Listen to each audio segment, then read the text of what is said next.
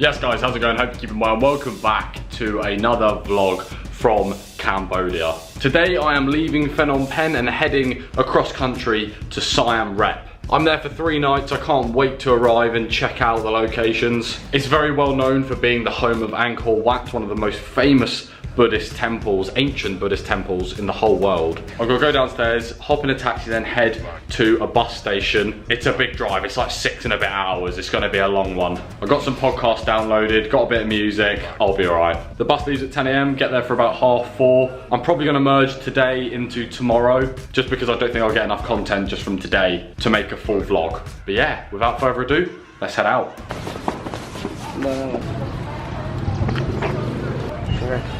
Yeah.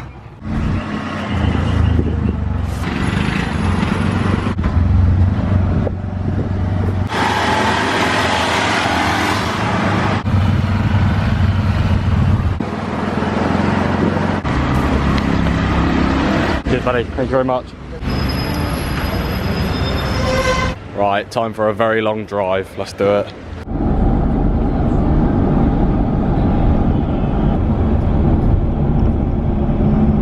Right, our first little stop is currently 11:20, so we've only been going for about 1:20. I'm just on some road in the middle of Cambodia. Like, when I think about it, I'm like, this is mad. It's absolutely roasting as well today. PUBG has reached Cambodia. It's got a frying pan in it, that is hilarious. Carl Pilkington would not be happy with that. I don't think I could do it. My body, like, I can't squat that well. But when I went to the elephant sanctuary, the guys that were showing us round, they tried to get us to do this crouching thing, but Europeans can't do it, they said. So you basically have to crouch down with your feet flat and then your bum goes like straight down. But we can't do it. Give it a go at home. I guarantee you, you cannot do it. But they were saying like only Asian people can do it, hence why they have their toilets like holes in the ground, because they can actually squat down and get their bums so close to the floor whilst their feet are flat. Right, time to hop back on the minibus and venture forward.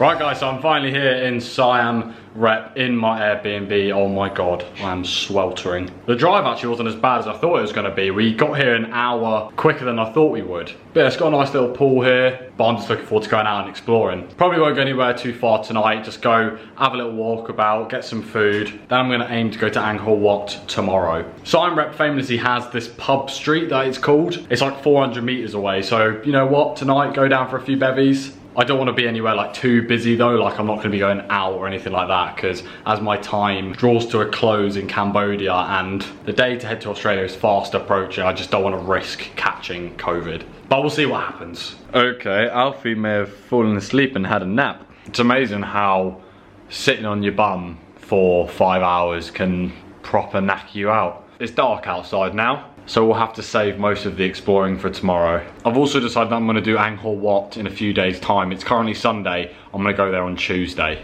and use tomorrow to get my bearings of the place. For now though, I am hungry, so I'm going to get in the shower, get changed, then we're going to head down towards where Pub Street is, take a look, and I'm going to ask if anyone knows what time the bars stay open till, because I assume there'll be a sports bar, because United City kicks off at 11:30 and I really want to watch that. Right, I want me some Cambodian food tonight. I need to try a few more dishes. I haven't vlogged everything I've eaten. I've tried a few different types of Cambodian dishes. I tried a noodle one the other night. Like these types of noodles I've never had before. I can't even like name them, but they were absolutely amazing. So here we are on the streets of Siam Rep for the first time. It is the night time. Got a few bars down here, but I'm just gonna head straight for Pub Street and just see what's on the way, just so I can get an idea of where I am. My favourite part, crossing the road. Go, go, go, go, go, go, go, go, go, go, go, go, go.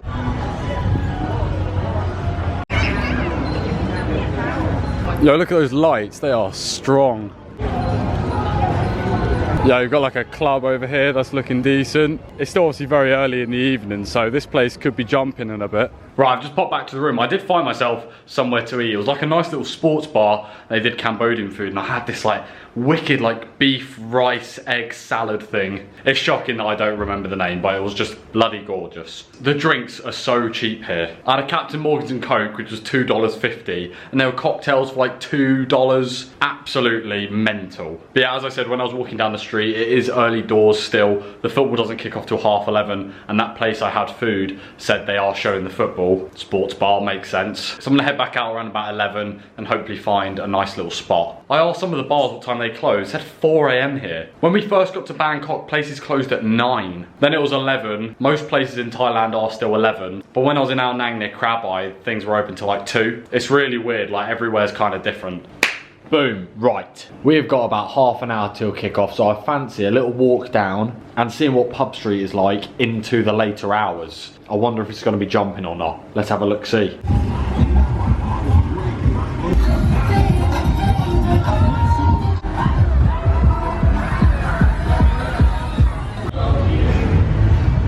I'm probably going to get a copyright claim coming here.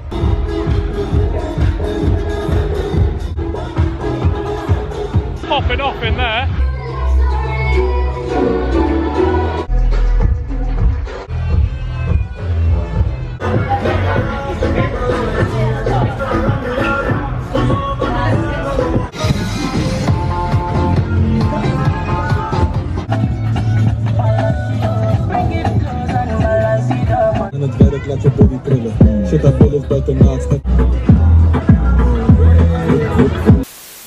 Right everyone, it is the next day. Oh my god, I actually got a bit tipsy last night. Those cocktail stands I went to, they're brilliant. I was going around to each one, like trying loads of different drinks. But today we're gonna take a look around Siam Rep, walk through the streets, try some food. There's a few monuments like temples around, so we're gonna go check those out. I'll be doing Angkor Wat tomorrow. I know I'm not vlogging daily and the days are a bit mixed up, like a lot of my things are like scheduled. But just for context, it's Monday the 7th of March. I'll be going to Angkor Wat tomorrow, which obviously will be Tuesday the 8th. Man United are pants, aren't they? They are absolutely woeful. But anyway, it's time to head out. It's currently 25 past 12 to be specific, and I'm very hungry, as always. I do have a bit of a problem with the cash I've got left. I've only got a $100 bill and a $50 bill, and nowhere takes them because obviously it's like crazy, like the exchange rate and like the difference between the local currency and USD. So that's what I'm gonna do now. I'm gonna head to a currency exchange to get the notes broken down. This is by far one of the hottest days I've had since being in Asia.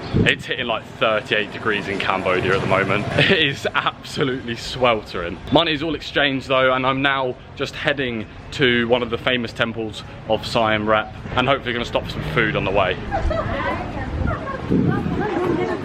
So I've actually just come across this massive market. They're selling like loads of different things like meats, clothes, everything you could think of. I haven't been through something like this yet, so let's have a wander through and see what's going on.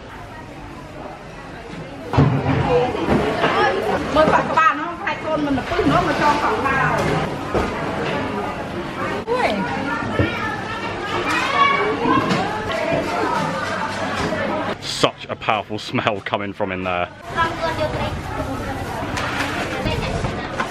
It's a real weird mixture of places going through there. You've got like official stalls that may be selling like clothes and like watches, and then you have the food stalls. Some are doing fruit and veg, some are doing meat, but then some people are just like set up on the floor and they've just got like plates of just like dead fish and things like that, and they're just like not protected by like anything. There's flies going all over it, so there definitely is like a boundary and like a difference in some of the stalls that are set up. So this is the main waterway that runs through Siam Rep, and it's fittingly called the Siam Rep River. So you definitely can't get that one confused.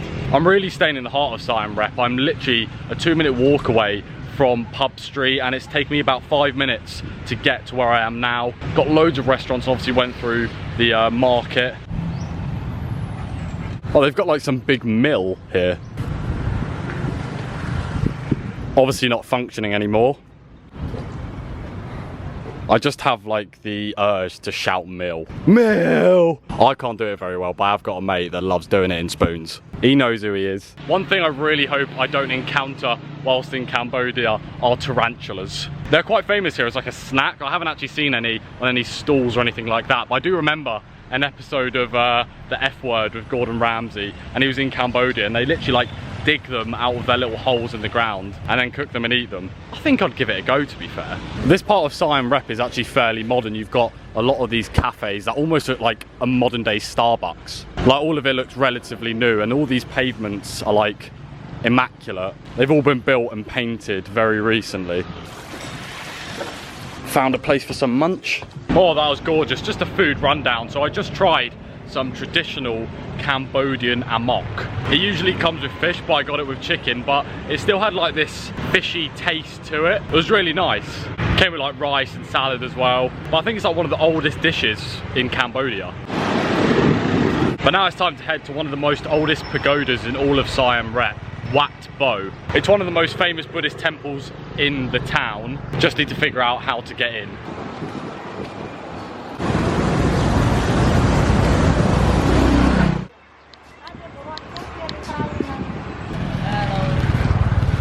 I forgot that. There's some lad saying hello. So friendly. I think I've taken the long route here. I'm actually walking round the outside of the grounds. You're definitely not getting any tourists down this way. That sun is relentless. Oh, this gate is open. I might be able to go through here. Doesn't say that I can't. Oh, let's just wing it and see what happens. There are absolutely hundreds of these statues all over the place. A big statue of Buddha, caked in gold as always. They never let us down with the gold, do they? This is unlike anything we've seen so far. Look at all these guys. I'm not too sure who they're meant to be. I have a feeling they're just meant to be worshippers. They're all carrying something. It is quite eerie. It just feels like I'm being watched. These grounds seem absolutely huge. I feel like you can go off track here. Like, there are pathways to follow, but I'm just gonna go through here. Someone's obviously cooking something there. This is so strange. I'm the only one here. Got loads of these mini temples and shrines absolutely everywhere. There are quite a few dogs. They are staring at me. They're probably very curious, so I just gotta be careful. Just gonna stay away. Hello.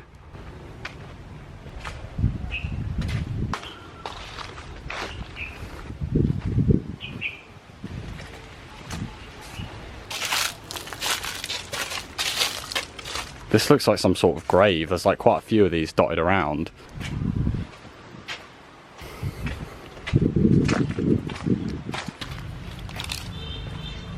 This is definitely some sort of graveyard. These are obviously like tombs. It's completely overgrown in this bit. I do have to be careful because Cambodia is known for snakes. There are a load of wild dogs over there. They're having a bit of a scrap. Gonna stay away from there. They're more play fighting than actually attacking each other, but you know what? It's just not worth the risk, is it? This is incredible. This is unlike any temple I've been to so far. It's absolutely huge around here. There's so many different shrines, like these ones right here. There are Cambodian people here, but a lot of them are just asleep, so I don't want to be too loud and make too much noise. I don't want to wake them. Hello, doggo. Hello.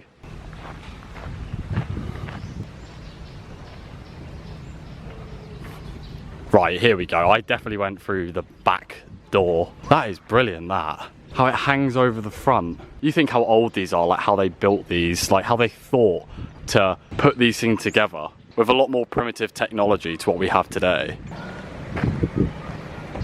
A few of the temples are being restored at the moment. Obviously due to the lack of tourism, they've got plenty of time and space to be able to do things like this. Everyone is looking at me like, what is this guy doing? I'm the only one here looking about. Right, I've managed to get to the entrance point. Unfortunately, all of the buildings are either being restored or are closed. So I can't actually take a look inside, but still amazing to walk around. And you know what, whilst we've got the sun and whilst the rays are absolutely beaming down, I'm gonna head back to the hotel and hop in the pool. I do fancy a dip. Oh, look at this old Merc coming down here, wow.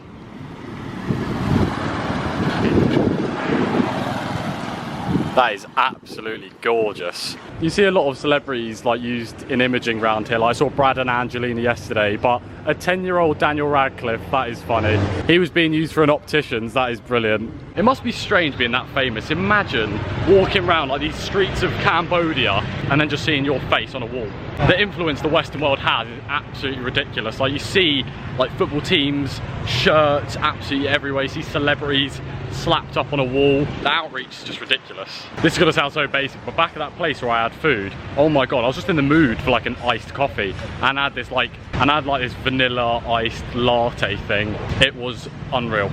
I don't normally drink things like that. AD drinks them all the time, pretty much every day, if he can. And I was like, you know what, I'll give it a go. I see why people drink them all the time. So what I'm walking past now is another temple.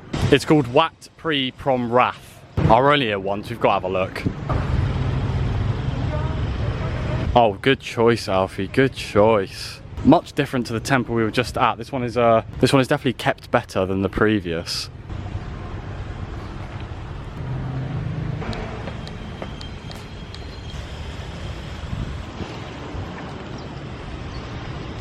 I honestly think peacock's one of the scariest animals in the world.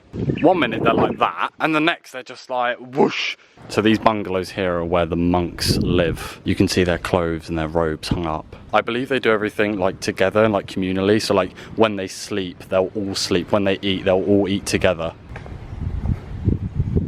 Warning, the statue I'm about to show you is a bit graphic in a way, so look away now if you're sensitive to that sort of thing. I've never seen a statue like it. So you've got this man who's obviously dead, he's got these gashes, and there are these birds like eating his intestines. Oh, there's a sign in English here about what this is, so if you want to have a read, here you go. Be sure to pause. So this was a prince, and the story is that he never left the city limits, and one day he got in his chariot and was taken outside of his grounds, and he said to this man here who drove his chariot to just go as far as he could because he wanted to see a bit more of the world. And he came across things like this, people that were malnourished, people that were dying. Obviously his whole life he'd been sheltered by royalty and he'd never seen what the true world looked like. And it actually says on this sign that he became nauseated, and then on the way back he met with this sage who told him the true meaning of life. I really enjoy the little stories. Like, you're not taught about those things at school. Like, it's not part of the curriculum, all these individual little tales. And you know when you do a subject at school that you don't like, and you know you have to do the work, but you struggle to do it because you're just not interested. But when you go out into the world and find information for yourself and learn things without anyone forcing you to do it, you take it in properly and you hold it, you don't forget it, and it's a lot more meaningful. It's almost like when you decide to tidy your room or clean up your dishes. When someone tells you to do it, it's a chore, but when you choose to do it yourself, you feel like a sense of accomplishment. At school I didn't care for humanities in any way, like RE, and I am not a religious person, but learning about religion, especially these types of religions in Asia, is fascinating. I've absolutely winged my way back to Pub Street. Obviously it's not too far from where I'm staying. I just figured it out by like following the river, and this area is pretty easy to follow. It's not really like tight and narrow, not too confusing. It's quite hard to get lost here, I think. Just stopped off at a little shopping mart that's literally right next door to where I'm staying. Got myself a lovely, cold, crisp can of Sprite. Gonna go upstairs, have a quick shower before I get in the pool because I'm a sweaty mess. Absolutely lovely little excursion we've done there though.